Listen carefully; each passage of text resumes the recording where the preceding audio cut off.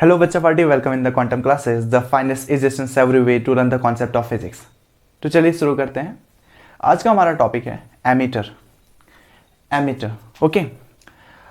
ये जो आपका बोर्ड में क्वेश्चन बनते हैं या पेपर में आपके क्वेश्चन बनते हैं एमीटर पे, अक्सर देखा गया है कि बोर्ड एग्जाम में स्ट्रेट क्वेश्चन ही बनते हैं। फॉर एग्जाम्पल इसको ऐसा नहीं कह देंगे कि व्हाट इज अमीटर, अमीटर क्या है, ऐसा नहीं।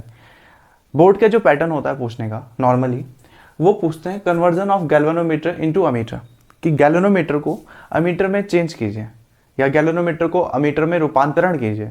ये बोर्ड का पूछने का तरीका रहता है। नॉर्मली पूछे तो बात अमीटर की ही होती है, लेकिन उनके बोलने का पैटर्न क्या होता है, गैल्वेनोमीटर को अमीटर में चेंज कीजिए, रूपांतरित कीजिए, उसको कन्वर्ट कीजिए। तो उसके लिए हमें एक नॉर्मल सा छोटा सा डेरिवेशन देखना, छोटा सा कह रहे हैं लेकिन बोर्ड में बहुत इंपॉर्टेंट हो जाता है। यहाँ से आपको 3 मार्क्स के क्वेश्चन बन सकते हैं बोर्ड में, प्लस इसके साथ न्यूमेरिकल अगर ऐड कर दिया जाए तो वो +2 3+2 करके 5 मार्क्स के क्वेश्चन यहाँ बन जाते हैं। बहुत सिंपल कॉन्सेप्ट है, मैं आपको बिल्कुल बेस में जाके बताऊंगा।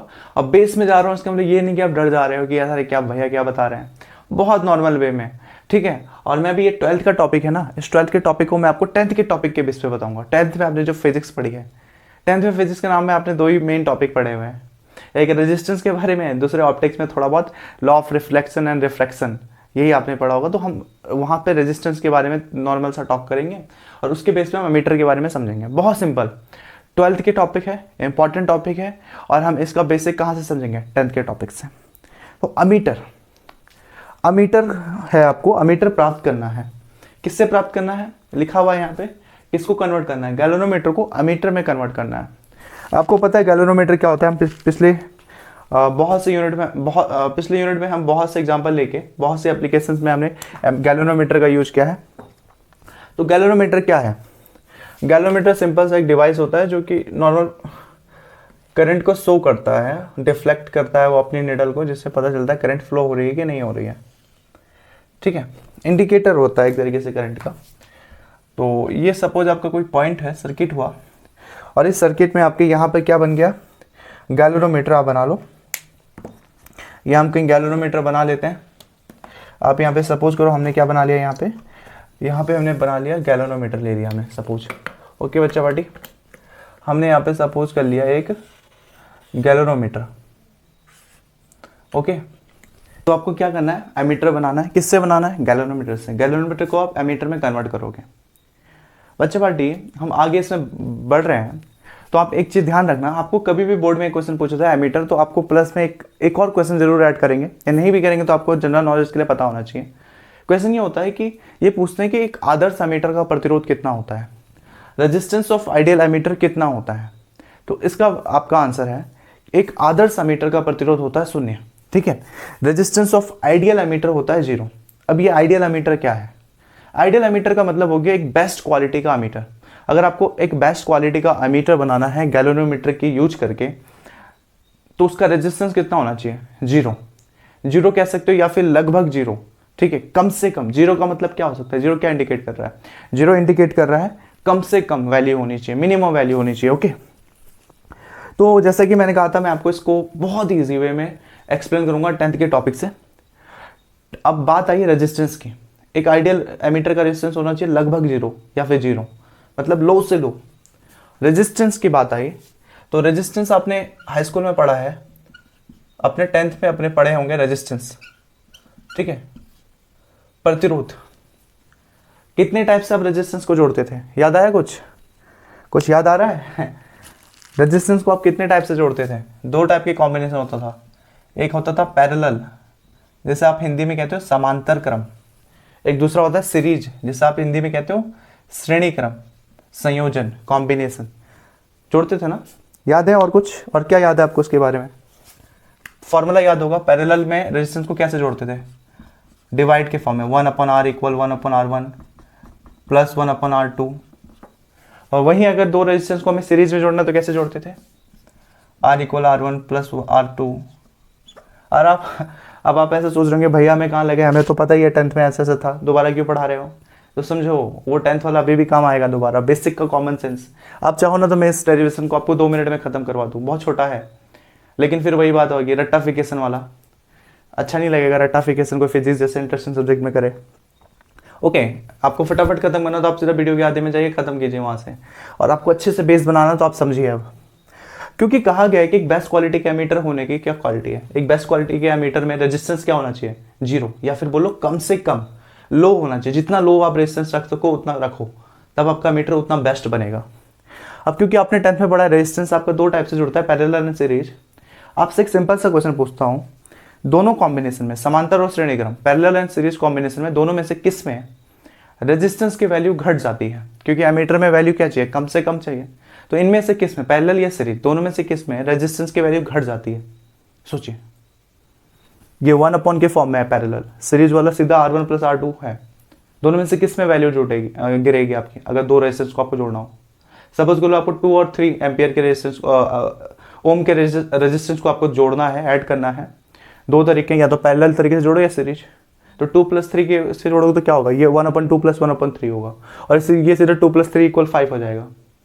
क्वेश्चन बताइए, आंसर बताइए, किस कॉम्बिनेशन में रेजिस्टेंस को ऐड करने पर रेजिस्टेंस की वैल्यू कम आएगी? हाँ, किस में कम आएगी? पैरेलल कॉम्बिनेशन में, क्योंकि डिवाइड के फॉर्म में है ना, कोई भी चीज डिवाइड के फॉर्म में ऐड करोगे तो सीधी सी वैल्यू कम आएगी। आप 1 + 2 करोगे तो आंसर 3 आएगा, अगर आप 1/2 + 1/3 करोगे तो आंसर और कम आएगा। तो सीधी सी बात है, डिवाइड के फॉर्म में आंसर क्या आता है, रेजिस्टेंस की वैल्यू क्या आती है, लो आती है, कम आती है। ओके, और यही सब, ये 10th का आपका नॉर्मल सा कॉमन सेंस था। अब यहाँ से आप एमीटर का टॉपिक लिंक कर दो। एमीटर का, एक अच्छे एमीटर का, बेस्ट क्वालिटी के एमीटर का रेजिस्टेंस कितना होना चाहिए? लगभग 0 होना चाहिए आइडियल एमीटर का रेजिस्टेंस। और वो 0 कैसे हो सकता है, इट मीन्स लो से लो कैसे हो सकता है, बहुत कम कैसे हो सकता है रेजिस्टेंस की वैल्यू? जब आप रेजिस्टेंस को किस कॉम्बिनेशन में जोड़ोगे? पैरेलल, समांतर क्रम में जोड़ोगे। ओके, अब यहाँ से हम लिंक करते हैं, इसको मिटा देता हूँ। आई होप कि आप समझ गए होंगे, नहीं समझे तो आप फिर से थोड़ा 2 मिनट पीछे जाइए और देख लीजिए। बहुत सिंपल सी बात हुई है 10th लेवल की। अब क्योंकि एक कंक्लूजन हमारा निकल गया कि अगर रेजिस्टेंस को आप पैरेलल कॉम्बिनेशन में जोड़ोगे तो आपकी वैल्यू क्या आएगी, कम। अब हम गैल्वेनोमीटर के पैरेलल कॉम्बिनेशन में, इसके पैरेलल समांतर क्रम में हम क्या जोड़ेंगे, एक रेजिस्टेंस जोड़ेंगे। श्रेणी क्रम में क्यों नहीं जोड़ेंगे, सीरीज कॉम्बिनेशन में क्यों नहीं जोड़ेंगे? क्योंकि सीरीज में जोड़ने पे आपकी जो रेजिस्टेंस की वैल्यू बढ़ जाती है, जबकि एमीटर में हमें नहीं बढ़ाना है, हमें 0 से के करीब चाहिए, लो से लो चाहिए। वो कब की कंडीशन होगी, पैरेलल में। इसलिए हम इसके पैरेलल में, गैल्वेनोमीटर के पैरेलल में एक रेजिस्टेंस जोड़ेंगे। और वो भी कैसा रेजिस्टेंस जोड़ेंगे, क्योंकि हमें इसकी वैल्यू चाहिए कम से कम। तो हम इस गैल्वेनोमीटर के समांतर क्रम में सीरीज पैरेलल कॉम्बिनेशन में एक लो क्वालिटी का, ठीक है, एक लो वैल्यू का क्या जोड़ेंगे, हम रेजिस्टेंस जोड़ेंगे। क्योंकि हमें इसमें कम से कम वैल्यू का आंसर आना चाहिए। जितना कम आंसर आएगा, मतलब 0 के जितना करीब आंसर आएगा, उतना आपकी एमीटर जो होगी वो बेस्ट क्वालिटी की होगी। तो देखो बच्चों, हमने यहाँ पे जोड़ दिया। ओके बच्चा पार्टी, तो हम यहाँ जोड़ रहे हैं अभी एक रेजिस्टेंस। ओके, इसके पैरेलल कॉम्बिनेशन है, रेजिस्टेंस हम जोड़ लेंगे। ये आपने हो गया गैल्वेनोमीटर, और इसके पैरेलल में हमने जोड़ दिया एक नॉर्मल सा रेजिस्टेंस। नॉर्मल सा रेजिस्टेंस पर ध्यान देना, क्योंकि हमें रेजिस्टेंस की वैल्यू कम से कम रखनी है, लो रखनी है। इट मीन्स आप यहाँ पे एक बहुत कम वैल्यू का रेजिस्टेंस जोड़ोगे। बहुत कम वैल्यू का अगर रेजिस्टेंस जोड़ते हैं तो फिजिक्स के लैंग्वेज में हम उसे कहते हैं संट। क्या कहते हैं हम इससे? संट, जिसे हम एस से डिनोट करते हैं। ओके, इस एस का क्या मतलब हो गया? इस एस का मतलब हो गया संट। ओके, हिंदी में भी इसे क्या कहते हैं?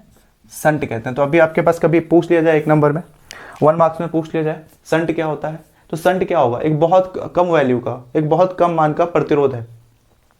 एक लो वैल्यू का, एक लो क्वांटिटी का आपका रेजिस्टेंस होगा, उसी को हम संट कहेंगे। Is it clear? यहां तक क्लियर हुआ? गैल्वेनोमीटर के किस कॉम्बिनेशन में जोड़ा? पैरेलल कॉम्बिनेशन में। क्यों जोड़ा? क्योंकि हम वैल्यू को कम से कम रखना है रेजिस्टेंस की, और क्योंकि एमीटर की आइडियल, एक अच्छे एमीटर की रेजिस्टेंस कम से कम होती है, इसलिए हमने पैरेलल में जो जोड़ा रेजिस्टेंस, उसकी वैल्यू भी क्या रखी? कम वैल्यू के रेजिस्टेंस को रखा, जिसको हमने संट कहा। अब जो आपको ये कॉम्बिनेशन बन रहा है ना, मैंने कहा था ये इतना इंपॉर्टेंट है और बहुत आसान भी है। बन गया आपका गैल्वेनोमीटर, सॉरी गैल्वेनोमीटर से आपका क्या बन गया? अमीटर। कैसे बना? जब आपने गैल्वेनोमीटर के पैरेलल कॉम्बिनेशन में क्या जोड़ा? संट जोड़ दिया। अब ये क्या बन गया आपका? एमीटर। आपका ये जो कॉम्बिनेशन है, आप ऐसा कह लो कि अब ये जो आपका समायोजन बन गया, इसी को आप कहोगे कि दिस इज एमीटर। आपने क्या किया? गैल्वेनोमीटर को कन्वर्ट किया एमीटर में। बस आपने उसके लिए संट को इसके सीरीज पैरेलल कॉम्बिनेशन में ऐड कर दिया। ये हो गया आपका, अब आप इसको कहोगे एमीटर, है ना, सिंपल। मैंने कहा था अगर आपको लग रहा हो कि मैं कहाँ 10th के टॉपिक में जा रहा हूँ, तो आप वीडियो को सीधा आधे में आना, आधे में आके आप वहाँ से देख लेना, वहाँ से आपको सीधा बात की बातें समझ में आ जाएंगी कि ऐसे ऐसे करना है। अब ऐसे ऐसे क्यों करना है, इसको इस तरह से क्यों जोड़ा गया, अब आपको क्लियर हो गया होगा, है ना। अब ये क्या फॉर्म कर रहा है, अब हम इसे क्या कहेंगे, अब हम इसे कहेंगे एमीटर। ओके बच्चा पार्टी, खुश बताइए, बोर्ड में आपसे ना जो क्वेश्चन पूछेंगे सिर्फ ये डब्बा बनाने के लिए नहीं देंगे, डब्बा है डब्बा, क्या था वो, डब्बा है डब्बा, तो ये डब्बा आपको बनाने के लिए नहीं देंगे सिर्फ। अच्छा है आपने कर दिया, आपको थोड़ा बहुत लिखना पड़ेगा, थोड़ा बहुत डेरिवेशन करना पड़ेगा। अब डेरिवेशन के नाम पे डरना मत, सबसे सिंपल डेरिवेशन होगा यहाँ पे। डेरिवेशन में सिर्फ इतना पूछता है ना, एमीटर में, एमीटर है तो वो कहेंगे आपको डेरिवेशन में कि आप एमीटर को बनाने के लिए कितने ओम का रेजिस्टेंस आप इसमें ऐड करोगे। ओके, कितने ओम का रेजिस्टेंस, एक तो देख लो रेजिस्टेंस कौन सा लिया है, एस, मतलब वो एस की वैल्यू पूछ रहा है आपको डेरिवेशन में। आपको डेरिवेशन में क्या फाइंड करना है, आपको डेरिवेशन में फाइंड करना है एस की वैल्यू, क्वेश्चन मार्क, आपका जो एस प्रतिरोध है उसका मान ज्ञात करना है। कैसे करेंगे, सिंपली सरो, इसमें करंट फ्लो हो रहा है, ये आपके आई एम्पेयर की करंट है, फ्लो हो रही है, ये आगे आएगी तो आपके दो भागों में डिवाइड होगी, दिख रहा है आपको दो भाग, एक ही गैल्वेनोमीटर की तरफ करंट जाएगा, एक आपके शंट की तरफ करंट आएगा। ओके, तो जो करंट आपके गैल्वेनोमीटर की तरफ आएगा आप उसको डिनोट कर दो आई जी से, आई फॉर करंट एंड जी किसको डिनोट कर रहा है, गैल्वेनोमीटर में। जो शंट की तरफ आएगा वो क्या होगा, जब टोटल करंट आपका आई है, ठीक है, और आई आपके एक आई जी में चला गया, आई जी में चला गया, तो आई एस कितना बच गया, आई एस बच जाएगा आपका टोटल करंट, आई एस कितना बचाएगा, टोटल करंट में से आई जी घटा दो, आई जी आई था, कुछ हिस्सा आई जी में चला गया, मतलब सपोज 10 एम्पेयर की करंट है, 8 एम्पेयर की करंट आपकी गैल्वेनोमीटर में चली गई, तो सीधी सी बात है शंट में कितना गया, 10 में से 8 आप माइनस करोगे, 8 में से आई जी आप माइनस करोगे, तो वो बच गया आपका एस के लिए, तो ये हो गया आई माइनस आई जी, तो ये आई माइनस आई जी क्या हो जाएगा आपका, शंट में से बहने वाली धारा, शंट में से जो करंट आपकी फ्लो होगी वो आपकी होगी आई माइनस आई जी। समझ गए इतना, नॉर्मली आई है, दो भाग में डिवाइड हो रहा है आई जी एंड आई माइनस आई जी में। अब सिंपल सा रूल लगाओ, हमें पता है पैरेलल कॉम्बिनेशन में जो पोटेंशियल होता है, विभव होता है, वो सेम होता है जो भी आपका रेजिस्टेंस होगा, मतलब ये जो आपका रेजिस्टेंस होगा गैल्वेनोमीटर का और जो आपका रेजिस्टेंस होगा इस शंट का जिसको आपने एस से दिखाया, दोनों क्या होगा, सेम होगा। अच्छा बच्चा बट एक और चीज़ समझ लेना, शंट के रेजिस्टेंस को तो हम एस से दिखा रहे हैं, गैल्वेनोमीटर के रेजिस्टेंस को हम सिंपली दिखाते हैं ना जी से, जी फॉर गैल्वेनोमीटर, तो हम गैल्वेनोमीटर के रेजिस्टेंस को जी से दिखाते हैं।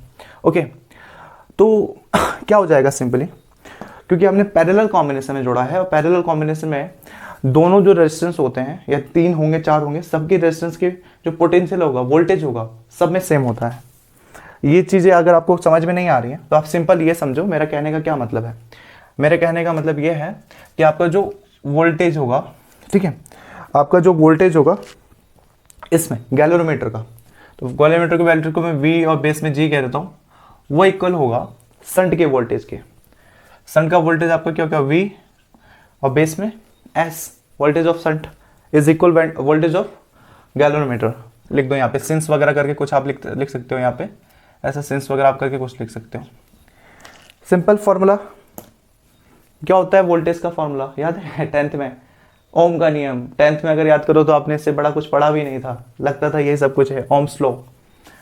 अगर आप याद करो तो क्या था फॉर्मूला, वीर था, वीर वीर, अब वीर कहाँ से आ गया, अरे ऐसे याद करो ना, वीर कहाँ से आ गया, ये वीर, कुछ समझ में आ रहा है, ऐसे ले लो V इक्वल आई आर, अब याद आया V इक्वल आई आर, ओम का नियम पढ़ा था आपने, ओम्स लॉ पढ़ा था, हाँ, तो ऐसे समझो वीर करके। ओके, अब से मत भूलना कभी, VG है तो VG का फॉर्मूला क्या हो जाएगा, वीर, मतलब V इक्वल आई आर।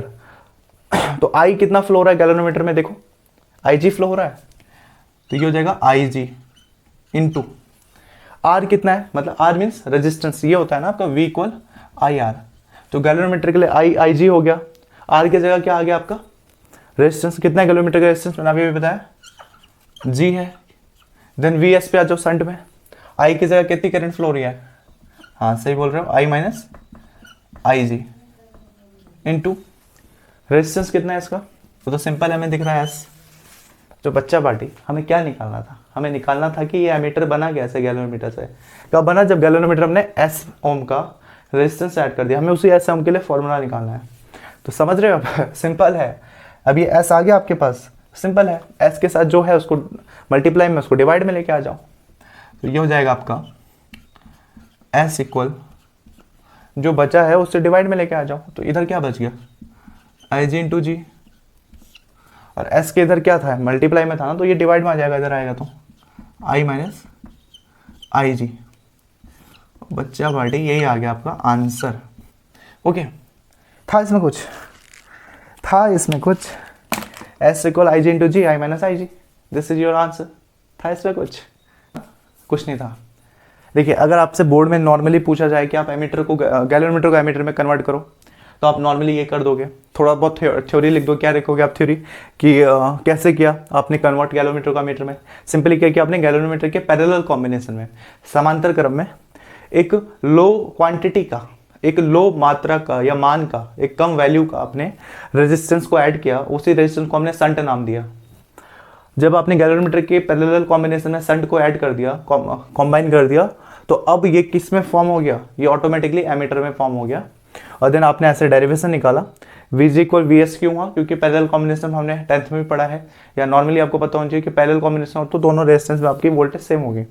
और उनकी वैल्यू रखी, आपको एस निकल गया। एस क्या है, एस क्या है आपका, रेजिस्टेंस ऑफ शंट। ठीक है, एस क्या है आपका, एस क्या आपका रेजिस्टेंस ऑफ शंट। और शंट क्या आपका, कम वैल्यू का, लो क्वांटिटी का आपका क्या है,